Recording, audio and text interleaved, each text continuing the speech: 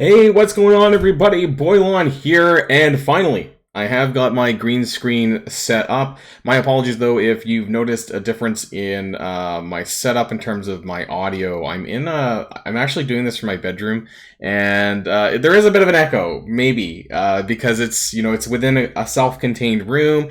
So I don't know if there's much I can do about that. But if you notice anything different, then my apologies. If not, then great. But anyways, I'm back and ready to do some videos, and today we're going to be going over all of the things that you need to know for Realm Raiders and Stellar Standoff, the upcoming events, which are going to be the final VAHL events for the month of July. And good news, we are going to be completing the 800,000 because of some things that happened over the last few days. I'm going to be talking about that in this video as well. So if you're ready to go, but before we do, I do want to give a quick shout out to the sponsor of today's video. This video is sponsored by The Lord of the Rings Heroes of Middle-earth. Now, The Lord of the Rings Heroes of Middle-earth is a new, free-to-download mobile collector RPG for iOS and Android phones. Explore the most legendary stories of Tolkien's works and brand new ones. Have you ever wondered what it's like to play with some of the most known characters in The Lord of the Rings? Maybe you wanted to see what it's like to fight alongside Legolas and Gimli as they fight against some evil trolls. Or maybe you thought about having a little Hobbit song and dance with Merry, Pippin, and the rest of the Hobbit gang. Or maybe you just want to see things from the other side and what it's like to battle alongside the Nazgul ringwraiths as they use their dark magic to conquer the battlefield. You can also visit legendary Middle-earth locations, battle the Nazgul at Weathertop, or even delve deep into the mines of Moria alongside Fellowship favorites such as Gandalf the Grey, Aragorn, Frodo Baggins, and team up together to face the foes within. And who knows, you might even find yourself disturbing the slumber of something big. And get up close and personal with your familiar favorite characters and with new faces from Middle-earth in visceral turn-based RPG squad combat. If you've ever wanted to do battle with or against some of your faves, then now is your chance. And if you haven't started playing yet, then download The Lord of the Rings Heroes of Middle-earth for free using the link in the description or by scanning the QR code on the screen. So what are you waiting for? Download now, and I'll see you there. Alright, and before we get started with the math, I want to draw your attention to this. And you probably have already seen it, honestly, by the time you watch this video. But if you haven't, make sure you go to the web store and make sure you're claiming this. So the way that they've basically made up for the missing points that we had, we were short about, I think it was about 8,000 points, and so now they've added 5,500 gems of Sidorak that you can claim on the web store for the next, well, it was 5 days worth of this. And so make sure you're doing this, and especially hopefully you grabbed it. It was starting Saturday at 2 p.m. rolling until the end of the event, so make sure you go and do that. But I do want to kind of show you where that leads us. So yeah, there's 5 more days of that, plus Realm Raiders and Stellar Standoff. Realm Raiders specifically has a lot of points up for grabs. This is not a terribly difficult event, but it is very important to make sure that you do this because we're, I would say, pretty tight, honestly, on the points. So there's going to be 121,000 points plus the Eternity Edge, or whatever the last item is called, the Twilight Sword, sorry, which is 30,000, which is not a lot comparatively to how many gems are actually in this milestone, and the Stellar Standoff, which is 26,000, which is for Cosmic Crucible. So, and that's an alliance-based event, which we're going to talk about, and that's going to be really important. So, like, there's not a lot of wiggle room here, like in previous months. We have a total surplus of 19.5 thousand thereabouts, and so that basically means that you more or less need to have done everything. You need to have cleared all of the event items for sure, and maybe there's a little bit of wiggle room for maybe missed web claims, maybe I don't know, maybe some alliance-based stuff that you didn't really get everything, but is, compared to some of the other events, and I just want to kind of gloss over that really quickly. So this was June, this was Korg's event, and we had a surplus of 70,000. I think they kind of screwed this up though still, because I remember they added in that extra Stand Proud Together event, which was not on the calendar, just to throw in some extra points because of the way that the Stone Cold Spider went. There was a lot of complaints about that. May, this was for Firestar, and there was a surplus. Actually, you know what? This wasn't actually that high. It was a surplus of 24,000. That's a little bit surprising. And then, of course, we'll look at April. That was Union Jack, and it had, sorry for the bad zoom in, there was a surplus of 33.3k. So that kind of gives you an idea of kind of where we're landing for July. And, I guess this is the expectation going forward, especially as we go into the August month long for Sylvie. So let's jump into the events. Realm Raiders is a 3-day event starting on Monday at 2 p.m. Pacific alongside Stellar Standoff, which is Cosmic Crucible based, and they're both starting on Monday. So we're going to go through both of them and how you're going to be able to max this out. Now, in terms of the rewards that you get, the majority of this, a lot of the events have similar kind of stuff that you're getting. You're getting catalysts, you're getting minis, you're getting all sorts of things within the actual context of the milestones. But obviously, what's most important is the event items, or the event item and the gems of Sidorak. In this case, there's a total of 121,000. 200,000 is the total milestone points, including the whale stones. Yeah, that's still a thing. And of course, the event item is at 80,000 points. So that's pretty much the goal. Once you've hit 80,000, you've got the item, but you've also got all the gems of Sidorak as well for this event. So that's kind of the goal for this. It won't be that hard to get. In fact, actually, if you want to get, there's a 5 red star Cosmo, and I believe that's at 100,000 points there, which is also viable depending on how high your Bifrosts are. We'll take a look. So there is a web milestone as well, and this requires you to spend ISO 8 energy. In total, this event requires you to do War, earn raid credits, we'll talk a little bit about that down below, and raids with Bifrost, additional points for raiding with higher gear tier on Bifrost as well.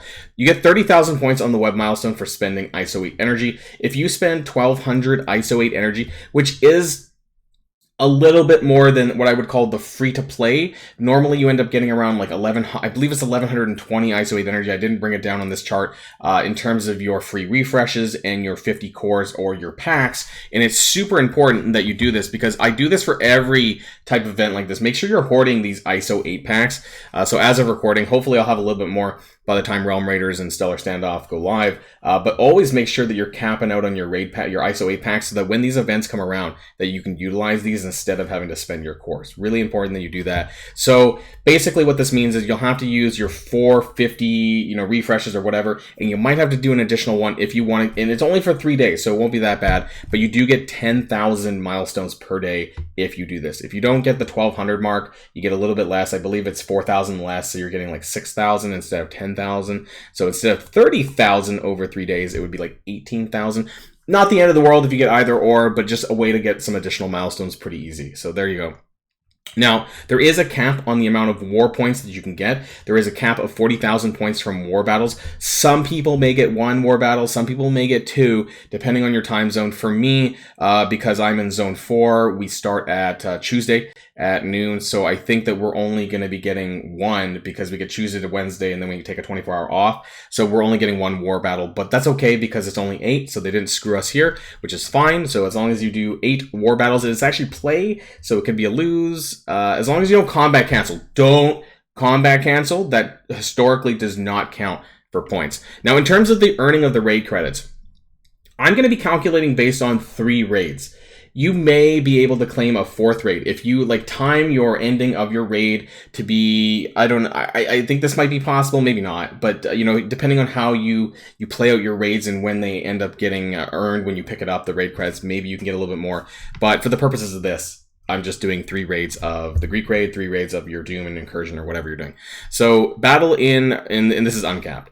Battle and raid with Bifrost. Now this caps out at 6,000 points or 30 character uses, or 6 full battles of 5 characters, depending on how many Bifrost you have if you unlock Sylvie early, for example. And that's the same for all of this. So 30 character uses if you have them at gear 14, 16, 17, and 18. For the purposes of the math in this video, we're actually just doing the base Bifrost. So if you have G14, G16 Bifrost like I do, I have VAHL at 17, and I have some of them at 16 as well. I'm going to get some additional points from that, and so that's going to make it even easier. So keep that in mind. It's not a terribly difficult one to get to the 80,000. So let's talk about the calculations, though, on the raid credits. Now, to make things easier, what I'm doing is I'm doing 1 Gamma 2 launch right at the beginning, just so I can spam unrestricted use of Bifrost. This is just so in case you have some weird things going on with your Doom or your Incursion raids that, you don't have to maybe, what if somebody clears them before you get a chance to or whatnot, and you're fighting over Mystic nodes.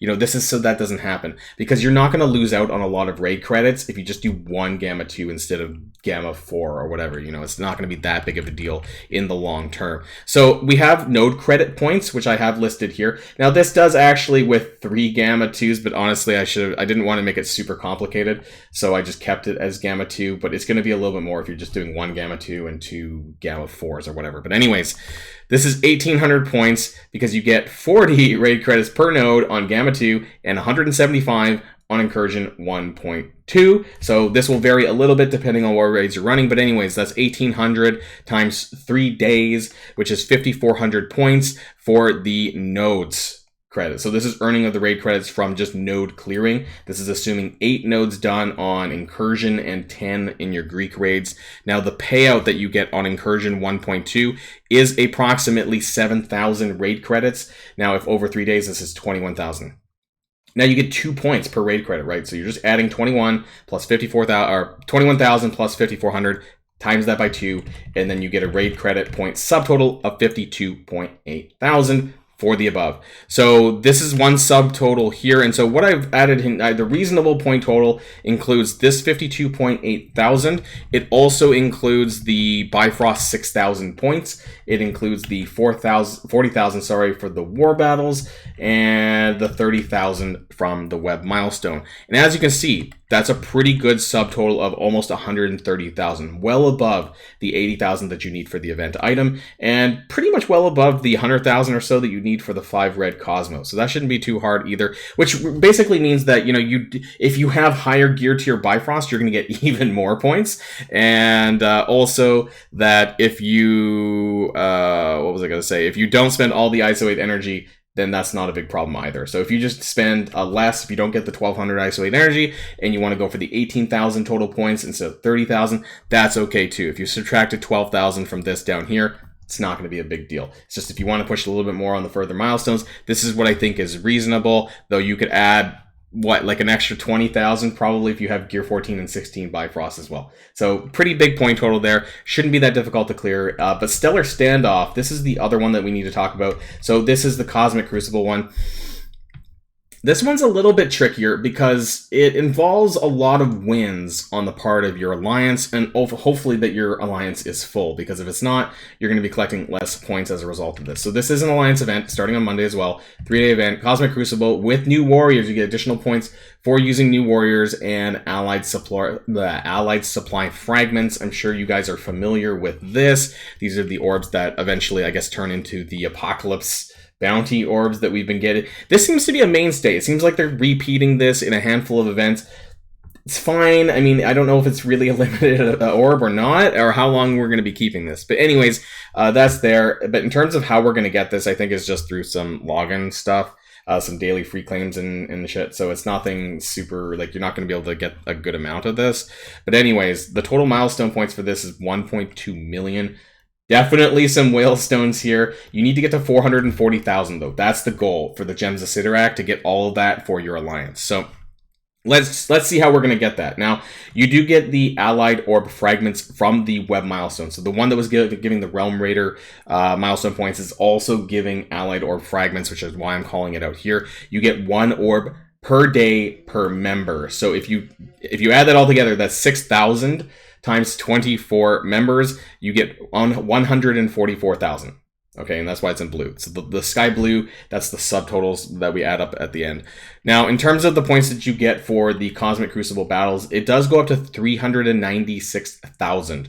What this means is that every alliance member needs to win 16 and a half of their matches, so 16 or 17, for every single person, which is a lot. That means basically you can only afford to not clear like 1 or 2 rooms across your entire Cosmic Crucible week if you want to get to 396,000. Now, you don't necessarily need this, because obviously if you subtract 144k from 440, you only need 300,000.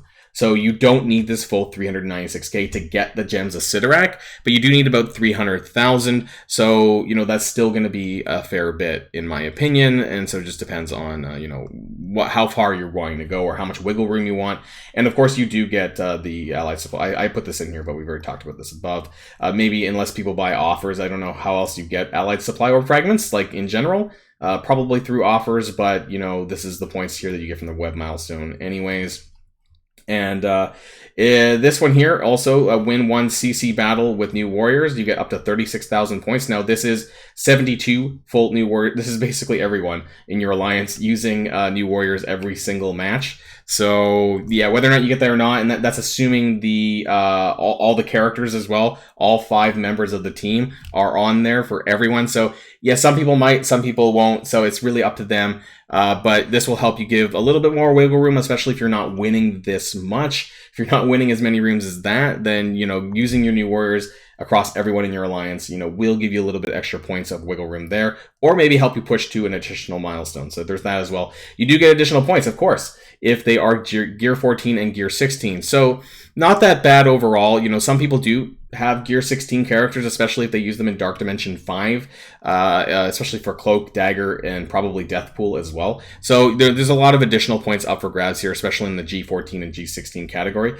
So I don't think it's going to be overly that hard. And again, you don't really need to hit the 396k limit for the Cosmic Crucible battles to get to the 440,000. Everything else is just kind of bonus that your alliance is going to get in terms of rewards. If you're hyper whales or whatever that have G17 and G18 new warriors, then yeah, you're gonna get a crap ton of points for doing this across your alliance. This is gonna be for those heavy Kraken alliances, but that's not what's reasonable in my opinion. So what do we have for a reasonable milestone progress for this? We have 648,000, and what does that include? That includes the 144k. That does include the 396k, but like I said, there is some wiggle room there. Some 36,000 from the new warriors and 72,000 from G14. Some people might argue that that's not reasonable, but G14 is not that high considering how popular new warriors were, especially for beating the Tangled Web Eternals team. So a lot of people are using them right now as well. You could easily subtract the 72k from this and the 36k, honestly, and you'll still get the 440k. So it's not too bad as long as everybody is active. And that's how you're going to get to the finish line for the VAHL event. It is really important because we want to get shards for VAHL. VAHL is such a great character, and we do want to get to the end of the 800k for the Defender of Valhalla event because you get 18 augmented tempered osmium, which is going to be really good. Even if you're not using it for VAHL, there's tons of other characters on the screen here that you're going to want to use them for Dark Dimension 6 at the very least. You know, Nova or VAHL, either or, you know, are going to be very good candidates for that. And of course, you get a G17 Mystic piece, which is probably going to go towards VAHL. And then 4 more orbs for shards for VAHL as well. So that's the end of the video, everyone, and that's the end of the July month long for VAHL. This is the final event video for that until we move on to the Sylvie August month long, which we'll be talking about on Wednesday, because I think that event starts on Thursday, so we'll be talking about the first event for that earlier on in the week, or I guess in the middle of the week, that is. So that's the end of this video, everyone. Have a great rest of your weekend, and don't forget to check on the Heroes, Lord of the Rings, Heroes of Middle-earth in the description down below. There will be a link there, and in the comments, there'll be a pinned comment as well. So until next time, everybody, stay safe and healthy, and I'll see you all later. Boilon signing out.